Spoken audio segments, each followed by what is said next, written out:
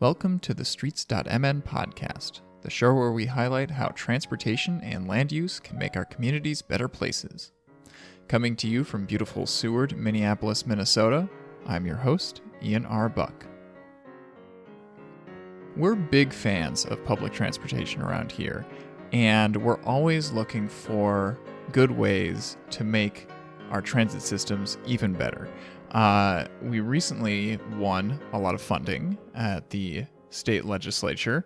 Go back a few episodes to listen to more about that. And, you know, there's a lot of really exciting ways that that's going to help us make our public transit better. But a lot of the things that have been talked about so far have been kind of, iterative improvements, right? Taking existing, well-used transit routes and turning them into BRT lines, things like that, right?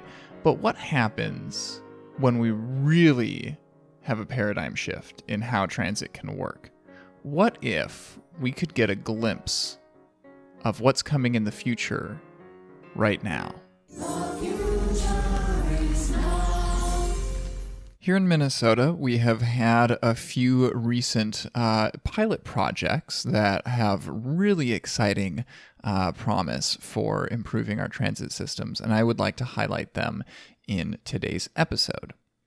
First up, we're going to focus on microtransit. So microtransit is a type of public transportation that is an on-demand service, so there aren't fixed routes. And, you as the rider, you contact the agency, ask them for a ride from one spot to another, and they provide it if they have the capacity.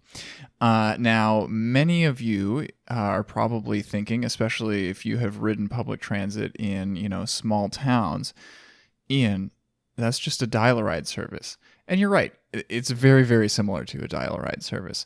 But there are some key differences here. One, microtransit services typically use an app for booking your rides.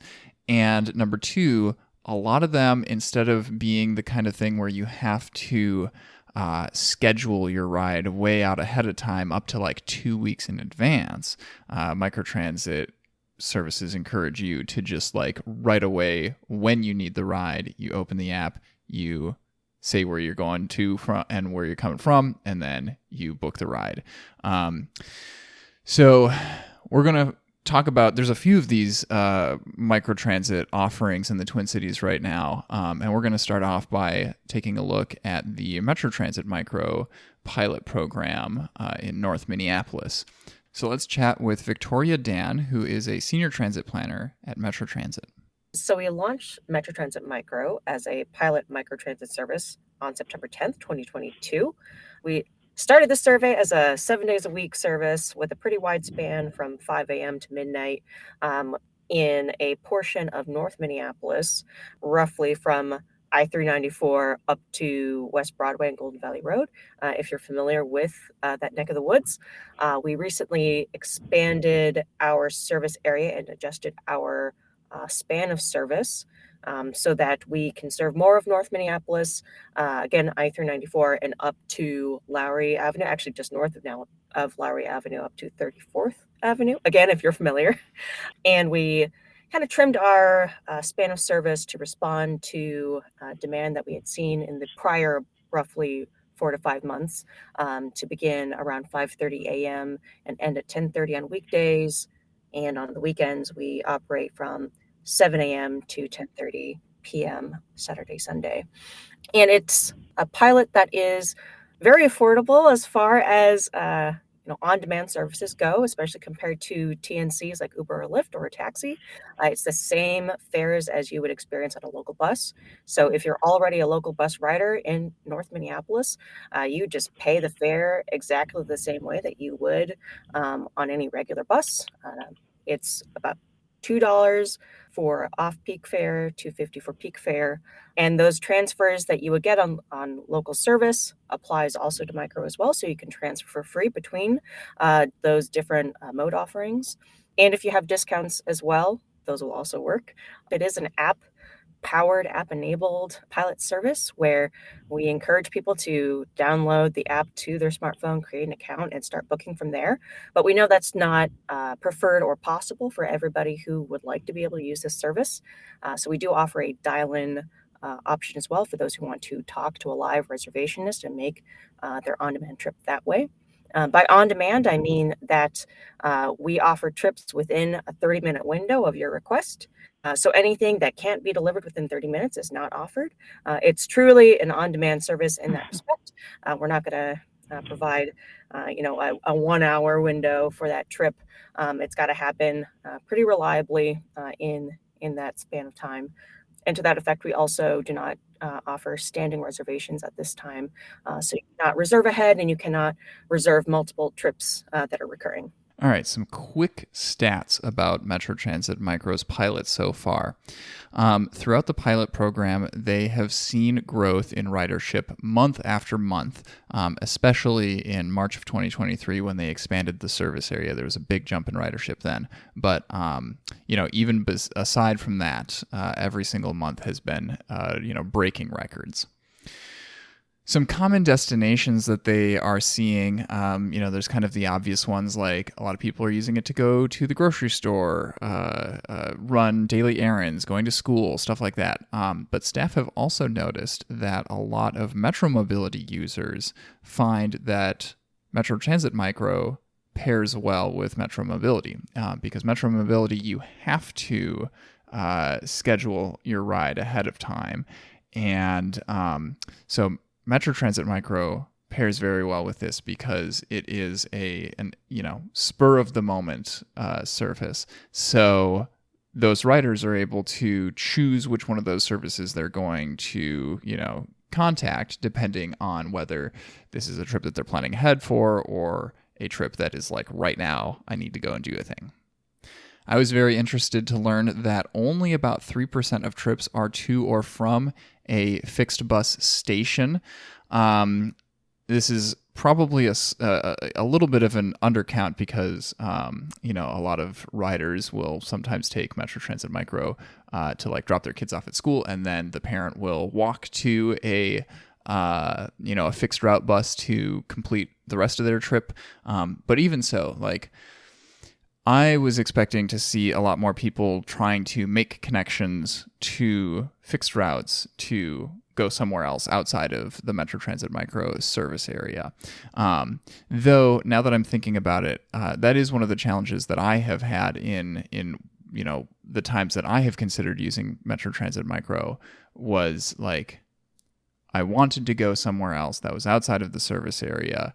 And so what that would mean if I was already inside the service area was I would have to book a Metro Transit Micro trip to the C line or the D line or something like that, and then go downtown Minneapolis and then transfer to some other route.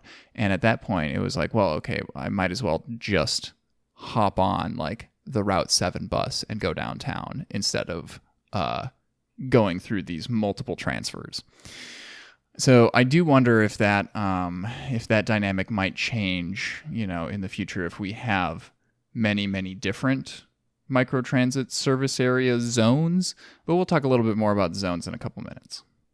One thing that always makes me a little bit nervous when using an on-demand transit service is, is there actually going to be a ride available for me when I contact them? And I'm very, very happy to hear that about the stats for Metro Transit Micro's pilot is about 1% of riders did not accept the ride that was presented to them in the app, and a little less than 2% of requests were not met with a ride that was available.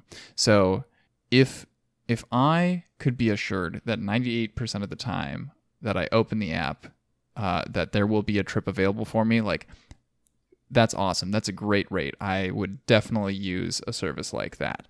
I think that kind of thing is definitely helped by keeping the service area small and not expanding it too much. I think that's one of the reasons that TransitLink really struggles, is because they are, it's trying to cover way too vast of an area. The entire 7 county metro area outside of this places where we have fixed routes. That is a very, very challenging distance to cover with a limited number of vehicles. Let's kind of think forward into the future, because expanding the service area a little bit resulted in large ridership gains. Like what is the goal from this pilot? Are we thinking about, I'm putting my galaxy brain hat on now. I'm like, okay, are we trying to build a transit system where we have like, regular fixed route, high frequency stuff between like the two downtowns and between like downtown Minneapolis and the Mall of America, like the big ticket trips, and then have a bunch of like small service areas, throughout the metro. But like to get between those service areas for micro, you have to like take fixed routes. Like what are we thinking here? That is a great question, and one that we are, continuously working through. And I'll start by saying that there are kind of three overarching goals to this pilot, and especially it being Metro Transit and MTS's first pilot for on-demand microtransit. We're operating in a very different context from some of the other suburban transit agencies that also provide microtransit as well. Our service is also kind of operationally different in some very key aspects too. So with that said, we are really just focused on being able to kind of test out some key components of how this service works. One, we want to test the equity factors, I guess, of this service. We want to be able to serve low-income and BIPOC communities with this, and not just the fact that we're serving a service area with low-income and BIPOC community members, but we want to make sure that through this survey we can learn whether or not we're meeting that goal. Who's actually on board. Second, we want to expand access to our network, especially our high frequency network. So this is sort of an overlay on top of an area that already has a number of fixed route services, including transitways, C line, D line. And we want to, again, see if people are using the service to truly expand their mobility options and connect into the broader network as well. And then third is a big umbrella of testing how this service works from an operations perspective, from a service perspective. We really want to know how specifically an urban point-to-point microtransit pilot works for us in this region. And, certainly we're learning a lot about how what we're doing now works. And there might be nuggets that we could take, for, future potential scenarios, but we are still very much in progress on determining as an organization, Metro Transit, MTS, and all of our stakeholders, what is that vision for microtransit, and not just us, but also for our region, which includes many providers as well. So there's a lot to be determined. So the survey that I've been talking about is part of a mid-pilot evaluation process that is going on this spring. It'll wrap up by the summer. And there's that survey component where we want to ask writers, what their experience has been like, kind of rehashing what I've already said about, the trip purposes, why they use it, but also, how that interaction with the service also overlays with maybe their interaction with other services, Metro Mobility, Transit Link, fixed route, maybe other modes, walking, rolling, driving their own vehicles, getting rides, TNCs, things like that. We also want to learn, are there potential design tweaks that we can make to better meet kind of the expectations for customer experience on this service. Maybe this one, maybe, again, potential future scenarios. And there's also a side of this evaluation that is very kind of quantitative. We're looking at things like cost and efficiencies, how productive the service is. And we also want to know things like how many of these trips that we know have been made on micro, how many of those could happen on the fixed route, where are people going, what are those flows of people, so it can inform not just this pilot, but also tell us more about how we can improve our other services as well. One of the challenges that we know at the offset of piloting this service, and with really truly any pilot, is that you offer something new, and there's a lot of uncertainty in that process. So this being a 12-month pilot, we started in September. Our kind of default end date would be September of this year. So this midway point where we're evaluating, that's going to feed into some summer decision makings about what does happen after 12 months. It could look like a variety of scenarios, kind of depending on, what, not just what our information tells us, but how we interpret that information. So we're going to bring together some different perspectives internally to work through what all of this means. And whatever does happen at 12 months, I agree. It's not desirable to pull the plug and pull a fast one on folks, especially if they've come to enjoy and derive value from this pilot. So whatever we do, it's going to require engagement with the public. Now, as I alluded to, the Metro Transit Micro Pilot Project is not the only micro transit offering that we have in the Twin Cities. I would like to focus a little bit on MVTA's MVTA Connect service. It's a pretty interesting one. And here we have some audio from Patrick Chilton, who's a senior manager of external affairs at MVTA. He made an appearance on a webinar hosted by Move Minneapolis. By the way, Move Minneapolis has a great series of webinars if you're interested in transportation stuff. But he talked a little bit about the MVTA Connect service, and I would like to share those details with you. Connect started as a pilot in June of 2019, operating only in Burnsville and Savage, but that quickly scaled up to include more cities in our service area and dramatically more rides. Connect is zone-based, which is considered a best practice for on-demand microtransit. We currently operate 2 zones. There's one Egan zone, and then there's a Savage, Burnsville, Apple Valley, and Rosemont zone.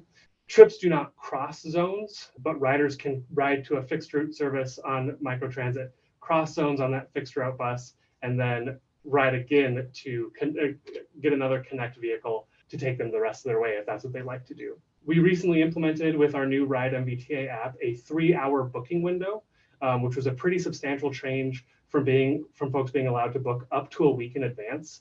And since we've solely been running that 3-hour booking window, we have seen wait times cut by 5 minutes and no-show cancellations dropping by 2%. The data we've gathered from Connect has shown us potential gaps in our fixed route service and actually helped to kickstart our ongoing County Road 42 BRT study. The map on this slide shows straight lines between origin and destination, unfortunately not exact trip lines, but you can kind of see the trends of where folks are going. And that orange line on the screen is a trend we saw of Connect trips along CR 42. And so you can see how easily a BRT style service or an express style service would fit in along that corridor. The primary issue for Connect, and in reality all microtransit, is funding. There is no ongoing funding support for microtransit operations, Connect included. MVTA funds Connect ourselves at a rate of about $180,000 per month, again with no external funding support. Dedicated funding for microtransit would allow fleet and service expansion and make transit more accessible for all Minnesotans. I think it's safe to say that microtransit is here to stay in Minnesota, and thanks to Southwest Transit for bringing it to Minnesota. But if we want to grow and be an effective transit option, we need to prioritize funding, we need to prioritize expansion, and we need to prioritize electrification to achieve the goals of microtransit, which is more options and better, more reliable, and more affordable transit coverage for our communities. One thing that I really, really appreciate about MVTA's microtransit service is that it is integrated very, very well into their app. So the Ride MVTA app, it is the one-stop shop for everything that you might need in the MVTA system. They integrate Connect into the trip planner. So if you are requesting, some advice on what routes to take to get from where you are to a destination, it might suggest MVTA Connect as one of the legs of the trip. Quite often that would be like taking a fixed route express bus into the service area of Connect, and then like, from a transit center, taking a Connect bus to your final destination. And, it has a button right there in the trip planner for like, okay, do you want to like book this ride and set that up? And just like, it's seamless, it's integrated. Love that.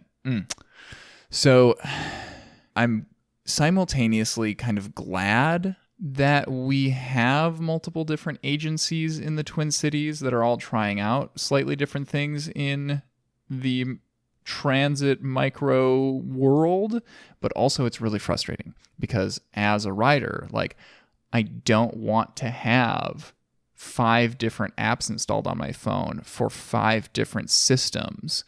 I don't want to have to remember which ones you can book rides ahead of time and which ones are like you can only book them within the next half an hour. I don't want to have to pay for a trip in one system and then be reminded that like, oh yeah, that doesn't transfer over into this other system, so you have to pay twice. Like it's too much for one customer to juggle all at once. I want one regional transit authority, please.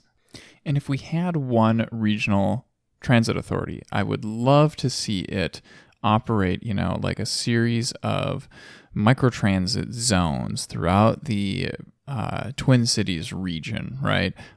With fixed routes connecting each of those zones to each other. And then, once you're in a zone, then you can take a microtransit, solution to anywhere else in that zone. I think that's a really, really elegant, next evolution of what public transit can look like in our region.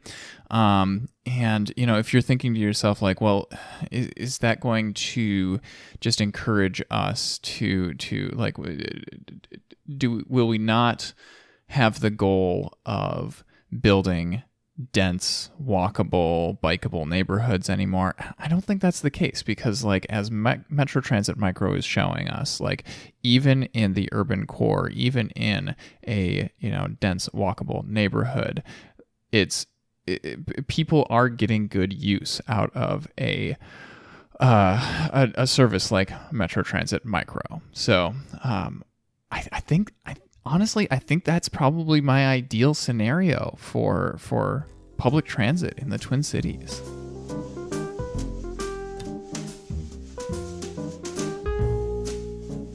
In the meantime, one of the agencies here in the Twin Cities that is doing something a little bit different is Southwest Transit. So Southwest Transit was actually the first agency to start doing microtransit in Minnesota. They started up there, actually I think in the nation they claim that they're the first. They started Southwest Prime in 2015. And what Southwest Prime is they have kind of their home zone of where Southwest Prime mainly operates. And that's pretty much the cities of Edina, Eden Prairie, Chanhassen, Chaska, Victoria, that area.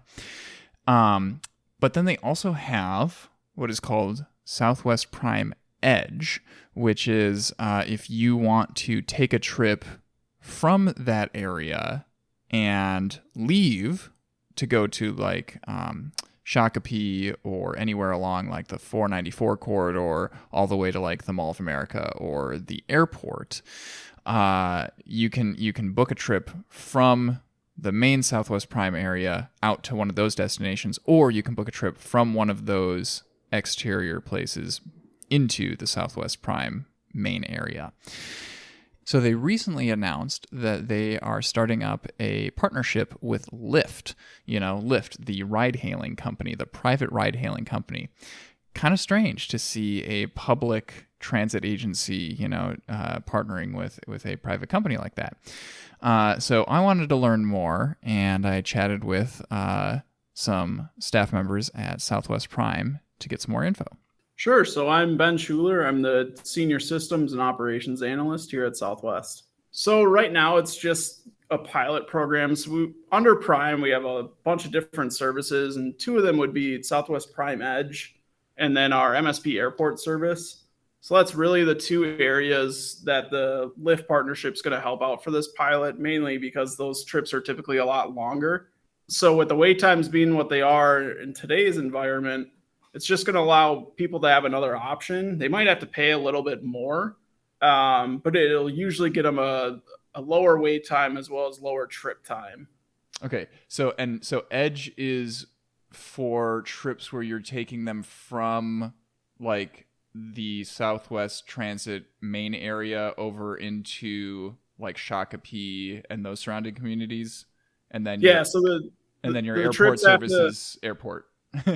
Yeah, the trips have to originate or terminate within our service area, and then it's to and from Shakopee, Edina, 494 corridor, Mall of America, and then our airport service. The main reason why we just did the Edge and airport services are because of the longer trip times. So if you take a vehicle that's going to the airport, typically you're losing that vehicle for a good hour and a half. So really the thought is, getting those more onto Lyft, we get our vehicles within our service area, and a lot of those shorter rides we would be able to do. Have you seen like a decrease in wait times for rides? Because you mentioned that was kind of one of the impetuses for like getting this off the ground. We have a little bit, but it's nothing that makes a major impact. The hope is, as the program continues to kind of grow, that'll end up helping with our wait times, because realistically this is meant to supplement our service right now. Mm-hmm. Like I was alluding to earlier, in the past we had the capability just to get vehicles and add them into service, and in today's environment we really don't see vehicles until like 18 to 24 months after they've been ordered. So that's really where this program, we've been looking at integrating Lyft and Uber in the past.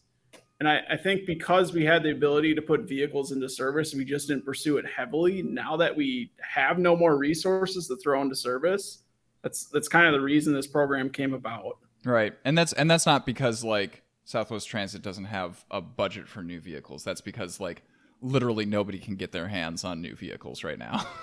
Right. Yeah, that's just the state of the transit vehicle world right now. Yeah, supply side stuff. They're not producing them as quickly. What kinds of vehicles does Southwest Prime usually operate? Are they like the like 20-foot half-size buses or whatever?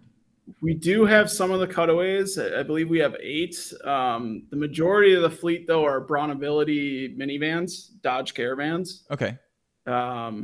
Yeah, and we're expecting more. I think we're supposed to see like 3 Ford Transit vans. Those are like a 6-passenger vehicle with a wheelchair lift on them. Mm-hmm. Those don't have bike racks on them, do they? They don't. Okay. Yeah, we only have, so the cutaways have bike racks, and then we have some Dodge ProMasters that have bike racks. The minivans just don't have the capability for those. So essentially on the app, the rider would get a pop-up saying, hey, Lyft service is available in this region. Please read the terms and conditions. If they agree to those, it's just like booking a Prime ride. It's just rather than seeing only Prime as an option, they would start to see a Lyft option there as well. So it'll show the rider both options as well as the estimated pickup and drop off times and the cost. Okay. Does the rider have to have like a Lyft account that gets like tied to their Southwest Prime app? They don't. Okay. Spare Labs is the platform I use for Prime. They're actually the ones who hold the partnership with Lyft. So they have Lyft's APIs integrated right into the app. We've been talking about using the Prime app. Can you also call a number if you don't have a smartphone? At this time, we don't have it. I know it's something that we can explore. Just our biggest concern was making sure that the rider does get those terms and conditions in front of them before they're agreeing to a program that they might not have all information for. So that's something that we are working through internally to figure out what would the best way to do that. But for now, currently, it's just through the app. Are you able to schedule any of these rides ahead of time, or is it just like right now immediate rides? Yep. It'll work just like it would with our regular RAN Edge and airport services. So Edge, you'll be able to book same day scheduling for your rides and use the Lyft option if you choose, as well as airport. You can do that up to 2 weeks out and choose a Lyft option for that as well. It might cost a little bit more for a rider to use a Lyft option. Like what are the details there? Is there any subsidizing that's going on? Yep. So basically how it's structured is the rider would pay, the first $5. We cover the next 10. Anything above that, it's the rider's responsibility. Okay. And is that based on like that first $5? Is that because Southwest Edge rides usually cost $5? Correct. The price will vary depending on how much the rides are shown for on the Lyft option at that time. Southwest Transit will cover up to $10 of their ride when choosing the use of Lyft. The price that the customer will see when they are booking their ride will be what they personally will pay. So that will already have Southwest Transit's contribution deducted from it. Do you have any like data so far on the first few weeks of like how much are customers typically paying for Lyft rides? I haven't been tracking too closely, but I know anecdotally it's typically under $10. So I haven't seen anything too excessive. I think the highest I've seen was maybe like $28, and that was a airport trip. So right off the bat there, I can think of a lot of drawbacks to this system, right? Because it is just a Lyft ride that you are booking through a different app. You're never going to have like shared rides. So depending on who you are, you might consider that a feature, or you might consider that to be, now it's less efficient. The drivers are never going to be like, union bus operators, right? These are individuals who are at the whims of Lyft and, what kinds of rates Lyft is going to decide to give them. You won't be able to take like a bike on one of these lifts. You won't be able to take, a wheelchair if you have any ADA needs, right? Lyft can't guarantee that they'll be able to get you a ride for that. So, there's a lot of drawbacks there. And ultimately, I would really question whether we want to, allow like a private company to be eating up the funding that we're trying to put into a public good like public transit. Looking into the future, since this is a pilot, like what kind of data are you guys looking to gather here to inform like what the next steps are? I guess essentially seeing the impact on wait times and just seeing how many people end up using it. I mean, if it makes sense to have the option there permanently, I think that'd be something that we definitely pursue. I mean, giving riders multiple options for whatever their transit needs may be is always a good thing. So we've just talked about some ways that we can change like operations to improve our transit systems. In a minute, we're going to talk about like things that we can physically change about the buses, about the vehicles that we are riding in. But first, we're going to take a little break in the parklet. Here we are in the beautiful Boom Island Park, Minneapolis, Minnesota.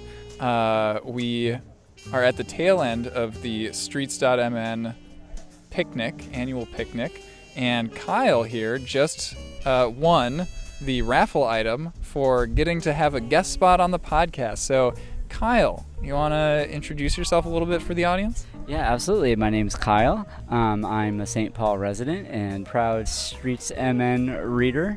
Happy to be at the picnic. I've been here lots of years, and this year I was determined to win this spot. Yeah, you really called your shot. You announced very early, like, I'm going to win. You hadn't even bought any tickets yet. I pulled the Babe Ruth with the podcast. Yeah. So, do you have any favorite pieces on Streets.mn? Absolutely, yeah. There's one in particular that I love. I believe it was written by Pine, and it's about a snack down. It's really, really short, and a snack down is a feature that gets created in winter on corners in city streets where the snow extends from the corner so much that it basically makes the walking pedestrian area larger. It's called a snack down. Yeah. Like it's a curb bump out that wasn't planned by any city planners. It just kind of happens naturally because of where everybody drives in the winter. Yeah, winter just insists that it happens. Yeah. Makes it happen. You bought some tickets for the raffle, so you believe that Streets.mn is a worthy cause to be supporting. What's your pitch? Why do you think that people should be donating to Streets.mn? I think the reason that Streets is needing and deserving more money now is because they're doing more things that cost more money. They're doing more work to kind of increase the diversity both in the organization and for their readership. Mostly Streets does a lot of good journalism that is valuable if you want to be a local person that knows about local things. It can be really, really hard to find it out otherwise. So Streets is one place that you can go to learn about it. Yeah. One of the missions, the stated missions of Streets.mn is to be delight cultivating. Kyle, do you have any recommendations for people on what's something that they could do in their life today to just cultivate a little bit of delight? You could start literally dancing in place wherever you are and singing a song, because that way you're making art and creating joy for yourself. You can also just go find a dog to pet or follow an ant around on the sidewalk. That's delightful. Yeah, anything else that you wanted to add before we say goodbye here? What a privilege and an honor to be on the Streets MN podcast. It's a dream come true. Ever since the Streets podcast got launched, I, have dreamed about being on it. Long-time listener, first-time caller, right? That kind of thing. Yeah, absolutely. All right, Kyle, thanks for coming on. Okay, thank you for having me.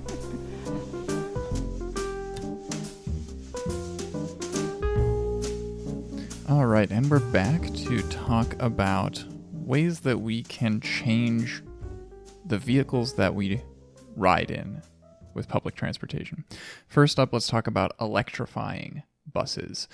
MVTA actually has gotten to operate a small electric bus as part of their MVTA Connect Micro offering. So let's hear from Patrick a little bit about that. He's going to reference some pictures of the interior of the bus. And so I would encourage you to take a look at those in the show notes to see exactly what he's talking about. So I'll talk a little bit about the vehicles, and this is not going to be anything new, I think, for folks. If you've seen microtransit, I think the majority of most microtransit fleets are cutaways, as you see on the bottom left of the screen, the gray vehicle. A cutaway is a non-purpose built vehicle. It is a bus body built on top of a truck chassis. It's pretty similar to small RVs that you often see, and ultimately does have typically the lifespan of those small RVs. Our other Connect vehicles are kind of a mix of vehicles like transit vans or just actual vans. Kind of ultimately, as we scaled up to meet demand, it was really whatever vehicles we could acquire and get on the street safely that could carry passengers in an accessible way. We're also operating the eJust minibus, which has been in the news quite a bit lately, and that's seen below. That is the orange vehicle, and we're operating that as a Connect vehicle during its demo. I'm happy to talk a little bit about that if there are any questions.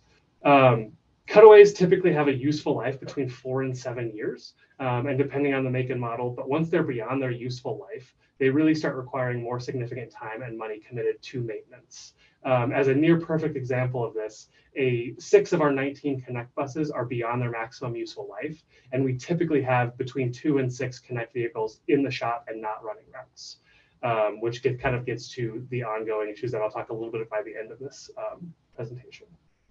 A little bit more about the vehicles here. On this slide, you can see the inside of a typical cutaway bus on the left with the greenish seats that are fabric covered, and it's the eJust minibus on the right. One thing that we really like about the eJust is you can see how much more like a standard bus it looks like compared to the cutaway. We do like this because a vehicle like this can help make the user experience standard across all modes of service.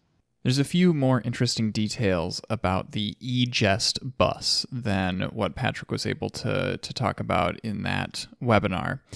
So this is a small bus that's made in Turkey. It was, custom designed as an electric bus. So it has a few advantages over the typical cutaway buses. Like Patrick mentioned, it has a longer lifespan, but also the floor is lower, and so wheelchair boarding is much easier because it has a ramp that just comes straight out from a door in the center of the bus, instead of having to have a whole lift and whatever that's going to bring the wheelchair up to the level of the bus. Also, the operators have been really enjoying this vehicle because the operator sits directly above the front wheels, and so it handles in a very similar manner to a normal full-size bus. And the pilot that they had going, this bus was only operating in Minnesota for a few months in early 2023. And so it did get to experience some of our winter season, and they said that it was doing very well. It was handling very well in the winter conditions here in Minnesota. So let's think of some other reasons that we might want to electrify our bus fleets. Obviously, from the community's perspective, it's really nice that they are much quieter. They have no direct emissions other than, the rubber tires on the road, leaving small particulates of that.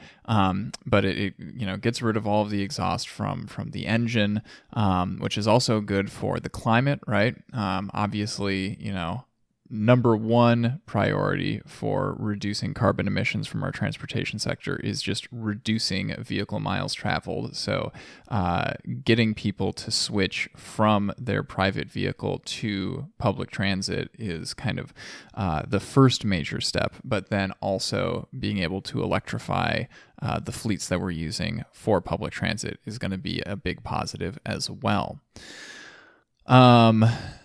Like I mentioned, a lot of these electric buses are going to have longer lifetimes than the diesel buses that they would be replacing. So ideally, they would have lower lifetime costs because you don't have to replace them as often. And also, they're less susceptible to the volatile prices of gasoline. But none of that stuff is guaranteed. But there is, of course, the higher upfront cost of, the transit agency having to get the charging infrastructure in their own garages, right, in their facilities, and the buses themselves typically at this point, cost more than the internal combustion engine versions of a similar bus. So yeah, if we can put funding towards, making those higher upfront costs more palatable for these agencies, then I think we'll see big returns down the road.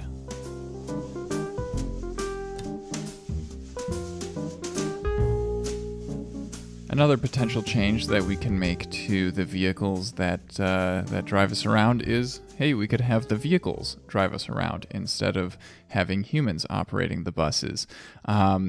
Self-driven vehicles, of course, the technology that is perennially just 5 years away from, going prime time. We have had a few different pilot programs in Minnesota testing out self-driven vehicles in various different contexts. And right now there is one that MnDOT is operating up in Grand Rapids, Minnesota called Go Marty. Yeah, so I'm Thomas Johnson Kaiser. I'm an engagement and project manager in our connected and automated vehicle office at MnDOT. Go Marty pilot project is a really exciting community-driven self-driving shuttle project. So it's really the result of working closely with the community of Grand Rapids to introduce this self-driving vehicle technology to the residents and visitors of Grand Rapids. So it's initially an 18-month pilot project that launched back in October. So we're about halfway through the pilot here. And what we have is we have 5 self-driving vehicles that cover about 17 square miles within the city of Grand Rapids. The vehicles operate point to point and on demand. So we have about 70 pickup and drop off locations throughout the city. So folks can request a ride either using a May Mobility app on their smartphone or calling into a local call center, 211 to request a ride. It'll let them know where the closest pickup point is. It'll let them know where they want to go, and they'll drop out at the closest drop-off point. It's free to ride during the pilot. We operate 6 days a week, Tuesday through Sunday, and we're really looking to complement the existing transportation options. Grand Rapids currently has some transit options with Arrowhead Transit, but like a lot of places in rural communities, it is a limited transit compared to what you might see in the Twin Cities. Mm-hmm. Was that a dial-a-ride, in-town service? I know that Arrowhead also offers some from one town into another, but I don't know all the details. Yeah, I believe it was more that dial-a-ride in-town type of service. Okay, yeah. So we have 4 main goals that we're looking to accomplish with the project. The first is really relying to advance and inform this automated vehicle technology, especially in rural winter conditions. So this self-driving vehicle technology is often tested in warm weather climates like California or Texas or Arizona and in urban environments. So we're wanting to test this technology to see how it performs in our harsh Minnesota winters, especially in northern Minnesota. So we're collecting a lot of data around that winter weather performance and kind of all weather performance, kind of looking at how the vehicles perform in those weather challenges. Mm-hmm. Is that data going to be publicly available, or is this something that a private company that partnered with you guys is just collecting all that and they're only going to be able to use that for their self-driving, research? No, yeah. So we'll definitely, as the pilot concludes, we'll have a final reporting, and that kind of data will be available as part of that. And we're working very closely with the city of Grand Rapids and other local partners to be sharing that data and be, it's also for MnDOT's purposes of looking at the technology itself as well. So it will be publicly available when the final reporting for the project wraps up here in early 2024. Okay. And who built the self-driving vehicles that we're using?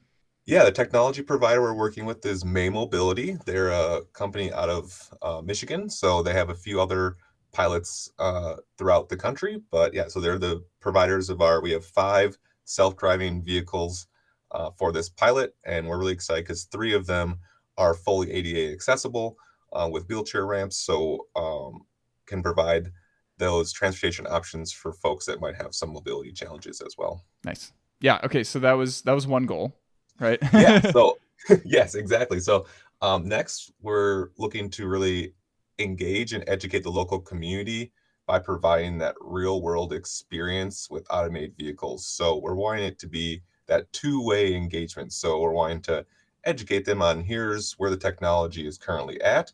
And we're all wanting to hear from the community in terms of what they might think about the technology, what use cases might be good for them. So we have pre and post ride surveys that we have people fill out when they take a ride. So that is really some more data we're collecting to understand how people are experiencing Go Marty and what their thoughts are on self-driving vehicles. And we have a number of engagement events we're doing within the community. So we're also kind of tracking the effectiveness of those engagement events to get that ridership and that feedback from the community. Is that feedback the kind of thing where it's okay, did it feel like the vehicle was driving safely, or are we doing feedback about the service itself? Yeah, both. So Okay. There's questions on how safe it felt, how comfortable you were, and then also, just the service itself in terms of, what would you typically use for transportation if you weren't using Go Marty or things like that, to kind of understand how they felt about the overall experience. Okay. And then something else we're trying to do is really provide that safe, accessible mobility options for residents and visitors in Grand Rapids, especially those with transportation challenges. So some of the things we're doing with that is we're having a lot of the typical ridership type of data we're tracking. So number of riders, looking at repeat riders, number of wheelchair riders, kind of wait times that people are experiencing, the distance that people are having to travel to get to the various stops, to better understand kind of where in the community they may want to go. So tracking a lot of data around ridership. And then the last thing we're looking to do is really understand what the potential economic and economic development that bringing this type of technology to a rural environment may bring. So working closely with the city and other partners such as the Iron Range Resources and Rehabilitation Board, which is another state agency in the area that focuses on economic development, to understand what the potential impacts of bringing this technology to Grand Rapids are. Okay. Yeah. How did you settle on Grand Rapids as the location to do this pilot project? Yeah, so the city of Grand Rapids was the submitter, the proposer for the project. So they brought it to us. So there's been a grassroots movement for a number of years in Grand Rapids of looking at how they can help solve some of their transportation challenges that they have. And they wanted to see if self-driving vehicles could help with that. So we were very happy to partner with the city and other local partners to provide this pilot and see if it can help address some of their transportation challenges. Yeah. What kinds of transportation challenges were they like talking about when they were applying for this? Yeah, I think a number of things. So the accessibility aspect of having transportation for folks who may not be able to drive themselves. So wanting to make sure that was a big piece of it with those ADA accessible vehicles. And then just the variety. So our hours are operating mainly on evenings and weekends to really complement the existing transit options so that they didn't have those options in those time periods before. So looking for more of those social events or a community building within the town of having those options for folks who may not be able to drive themselves or just looking for another way to get around town. Yeah. Yeah. That's a time of day that is often overlooked by smaller transit agencies for sure. Right. So this pilot project's been going on since October. So you've had one winter season so far. Anecdotally, how does it seem to be going? Yeah, so it's been going really well. We learned a lot in the first winter, and that's what's really great about this 18-month pilot is that we have a second winter coming up. We'll be able to implement a lot of those lessons learned. But we did see a really drastic improvement from the beginning of winter. Definitely some challenges. As we all know, this was a very snowy, harsh winter in Minnesota. So definitely had some challenges, but we saw great improvement even from the beginning of winter to the end of winter for the technology, and we're looking really to see how we can further improve that in this second winter and implement a lot of those lessons learned. And there's a lot of things we didn't necessarily initially think about in terms of accessibility, for example, with our stops. So when we were playing the stops, we weren't exactly sure what they would look like in the summer versus the middle of winter. So some great lessons learned on needing to be aware that these stops itself are very accessible for folks to access Go Marty beyond just the technology being able to operate in those wintry conditions. Mm-hmm. Mm-hmm. Yeah. Yeah. Real important pieces of the picture. I should have mentioned initially that there is a operator behind the wheel at all times to take over as needed. So there is that safety aspect and that piece that can help with winter driving and help the vehicle know where to operate in some of those extreme challenging conditions. But currently for this pilot, all of the route that the vehicles operate are pre-mapped. So it helps them to know in all winter conditions. But there definitely are some adjustments that need to be made. And one of the things that we found out, which is interesting, is that it wasn't necessarily the road being covered itself, which was the challenge. It was in winter when there's heavy snowbanks in the side and there's cars that are parked along the street. They narrow and make the street a little narrower, so that kind of we mapped in summer conditions where there wasn't that situation. So having to be able to adjust to some of those winter conditions, not just the road itself, but kind of the whole transportation infrastructure environment that comes with winter. So definitely good to be testing. This is exactly what the lessons learned we're trying to find with this pilot is how these vehicles do operate in these winter conditions. Since, as I mentioned before, really a lot of this has been tested in those warm climates. Mm-hmm. Yeah. And I guess it definitely helps having a company as a partner that's based in Michigan. Right, exactly. Yeah. So this isn't their first winter pilot, but definitely probably the coldest and the snowiest one. Right. Yeah. Do you know, like off the top of your head, what other pilots they've been involved in? Yeah. So I know they've had They recently launched one in Arizona. They have one currently operating in Texas, and they've completed a few. They have one in Michigan going on right now, and a few others throughout the country. And I believe they also have a pilot that they have had in Japan as well. So mostly it has been more in the urban areas. So this is also one of the first pilots, not just with May Mobility, but anyone with operating in a rural environment. So most of the testing has taken place in urban environments. The folks who are using this service, is it mostly like folks who live in town, or are we seeing people who are visiting town who are taking advantage of this as well? It's a mix of both. I would say mostly people within town. We have seen a very high percentage of repeat riders. So people who are seeing the value in it and using it consistently to further transportation needs. But I would say especially in those summer months, as Grand Rapids gets more tourists, we have definitely seen some folks from out of town that are wanting to check it out as well. Nice. Yeah. Is there anything about the project that we haven't chatted about yet? Yeah, one thing I want to highlight is that, which is really exciting, is that recently the project received a federal grant to expand for another 3 years.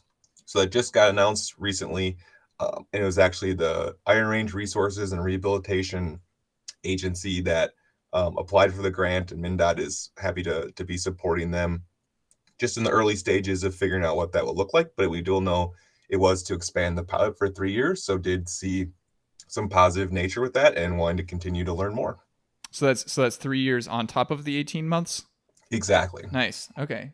So 4.5 years. Yeah. Looking at pilot projects from the perspective of like, somebody from the community who like, comes to really enjoy the service and like, comes to rely on it. Like, it's always sad when they have to end, even though like, yes, we know that they're learning good stuff and, hopefully are going to be able to implement that in a future service. But it's always a bittersweet moment when pilot projects have to end. Yeah, exactly. That's how we're excited to extend it longer and continue to learn and see if this is something that the city and the community wants long term. Mm-hmm, mm-hmm. Have you had any feedback from like bus operators unions or anything like that around, what we're looking for in the future as we move towards, a time when we will be able to possibly like replace bus operators with just self-driving technology? Yeah, we have tried to work closely and involving all different people that could be impacted by self-driving vehicles. And we are looking at ways that we may need to reskill or upskill folks or new train. But at this point, we haven't heard any significant feedback. We currently, Minnesota law is you need required to have an operator behind the wheel at all times. So there would need to be a change in law to have any substantial impacts. And the technology is also not quite there yet. So I think we're planning to prepare for the future, but we haven't heard significant feedback or concern from folks at this time. Right. Yeah. And in terms of like the safety aspect, like bus operators are the drivers on the road who we hold to the highest standards. And, like they are the safest people. So it's reaching that high bar is a lot more difficult than trying to make a car that's driving itself safer than like your average driver. Right. Yeah. Exactly. Yep. So yeah, safety is always top of mind. So that's the number one priority for all of our projects. Mm-hmm. All right. Yeah. Thomas, any other final thoughts? No, I just encourage folks, if they're ever up in the Grand Rapids area, to check out Go Marty and let us know what you think. We're wanting to get as many riders and feedback from the community as possible. So really appreciate the opportunity to talk about our exciting project up in Grand Rapids, and yeah, really encourage people to take a ride. Awesome. Thanks for joining us. Yeah, thank you. Thanks for joining us for this episode of the Streets.mn podcast. This show is released under a Creative Commons Attribution Non-Commercial Non-Derivative license, so feel free to republish the episode as long as you are not altering it and you're not profiting from it. The music in this episode is by Eric Brandt and the Urban Hillbilly Quartet. This episode was hosted, edited, and transcribed by me, Ian R. Buck. We're always looking to feature new voices on the Streets.mn podcast, so if you have ideas for future episodes, drop us a line at podcast@streets.mn. Find other listeners and discuss this episode on your favorite social media platform using the hashtag StreetsMNPodcast. Until next time, take care.